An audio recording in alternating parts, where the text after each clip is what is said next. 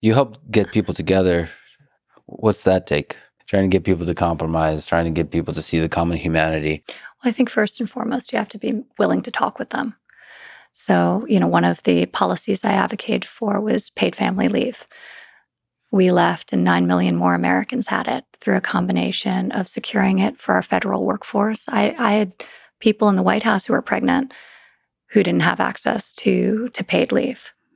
So we want to keep people attached to the workforce, yet when they have an important life event like a child, we create an impossibility for that. Some people don't even have access to unpaid leave if they're part-time workers. And so that, and then we also put in place the first ever national tax credit for workers making under $72,000 a year, where employers could then offer it to their workers. That was also part of tax cuts. So, part of it is really taking the arguments as to why this is good, smart, well-designed policy to people. And, it was one of my big surprises that on certain policy issues that I thought would have been well socialized, the policies that existed were never shared across the aisle. So people just lived with them, maybe in hopes that one day they would have the votes to get exactly what they want. But I was surprised by how little discussion there was. So I think part of it is be willing to have those tough discussions with people who may not share your viewpoint, and be an active listener when they point out flaws and they have suggestions for changes. Not believing that you have a monopoly on good ideas. And I think there has to be a lot of humility in architecting these things. And a policy should benefit from that type of well-rounded input. Yeah, be able to see, like you said, well-designed policies. There's probably like the details are important too. Like there's just like with architecture, and you walk the rooms, there's probably really good designs of policies, like economic policy that helps families, that delivers the maximum amount of money or resources to families that need it, and is not a waste of money. So like that, there's probably really nice designs there, nice ideas that are bipartisan, that has nothing to do with politics. It has to do with just great economic policy. Just great policies. And that requires listening. Requires trust too.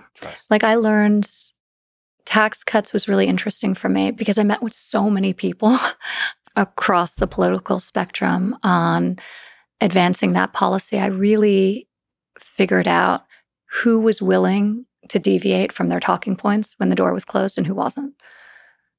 And it takes some courage to do that, especially without surety that it would actually get done.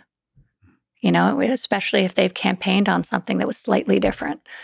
And, not everyone has that courage. So through tax cuts, I learned the people who did have that courage. And I went back to that well time and time again on policies that I thought were important.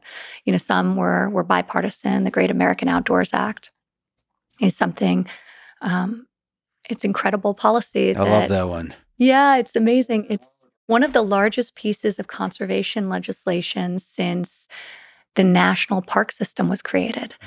And, over 300 million people visit our national parks, the vast majority of them being Americans every year. So this is something that is real and beneficial for people's lives, getting rid of the deferred maintenance, permanently funding them. But there are other issues like that just weren't being prioritized. Modernizing Perkins CTE, in vocational education. And it's something I became super passionate about.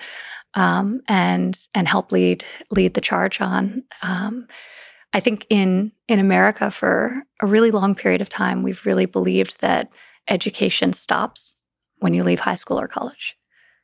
And that is not true, and that's a dangerous way to think. So how can we both galvanize the private sector to ensure that they continue to train workers for the jobs they know are coming, and how they train their existing workforce into the new jobs with robotics or machinery or new technologies that are coming down the pike. So galvanizing the private sector to join us in that effort. So whether it's the legislative side, like the actual legislation of Perkins CT, which was focused on vocational education, or whether it's the ability to use the White House to galvanize the private sector. We got over 16 million commitments from the private sector to retrain or reskill workers into the jobs of tomorrow. Yeah, there's so many aspects of education that you helped on. Access to STEM and computer science education. So the CT thing you're mentioning, modernizing career and technical education, that's millions of people. Mm. The act provided nearly $1.3 billion annually to more than 13 million students to better align the employer needs and all that kind of stuff. Very large scale policies that help a lot of people. It's fascinating. Education often isn't like the bright, shiny object everyone's running towards.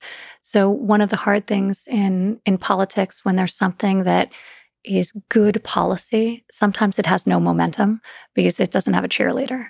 So where are areas of good policy that you can like literally just carry across the finish line? Because people tend to run towards what's the news of the day, sort of to try to address whatever issues being talked about on the front pages of papers. And there's so many issues that need to be addressed. And, education is one of them that's just under prioritized. Human trafficking. That's an issue that I didn't go to the White House thinking I would work on, but you hear a story of a survivor and you can't not want to eradicate one of the greatest evils that the mind can even imagine, the trafficking of people, the exploitation of children. And I think for so many, they assume that this is a problem that doesn't happen on our shores. It's something that you may experience at far-flung destinations across the world, but it's happening there and it's happening here as well. And so through a coalition of people that on both sides of the aisle that I came to trust and to work well with, we were able to get legislation, which the president signed, passed 9 pieces of legislation combating trafficking at home and abroad and digital exploitation of children. How much of a toll does that take, seeing all the problems in the world at such a large scale, the immensity of it all? Was that hard to walk around with that, just knowing how much suffering there is in the world? As you're trying to help all of it, as you're trying to design government policies to help all of that, it's also a very visceral recognition that there is suffering in the world. Yeah. How difficult is that to walk around with? You feel it intensely. We were just talking about human trafficking. I mean, you don't design these policies in the absence of the input of survivors themselves. So you hear their stories. I remember a woman who was really influential in my thinking, Andrea Hipwell, who she was in college where she was lured out by a guy she thought was a good guy, started dating him. He gets her hooked on drugs, convinces her to drop out of college, and spends the next 5 years selling her. She only got out when she was arrested. And all too often that's happening too, that the victim's being targeted. Not the perpetrator. So we did a lot with DOJ around changing that. And but now she's helping other survivors get skills and job training and the therapeutic interventions they need. But you speak with people like Andrea and so many others. And I mean, you can't not, your heart gets seized by it. And it's both, it's motivating and it's hard. It's really hard. I was just talking to a brain surgeon. Many of the surgery he has to do, he knows the chances are very low of success. And he says that wears at his armor. Yeah. It chips away. It's like only so many times can you do that. And thank God he's doing it, because I bet you there are a lot of others that don't choose that particular field because of those low success rates. But you could see the pain in his eyes. Like, maintaining your humanity while doing all of it. You could see the story, you could see the family that loves that person. Just, you feel the immensity of that.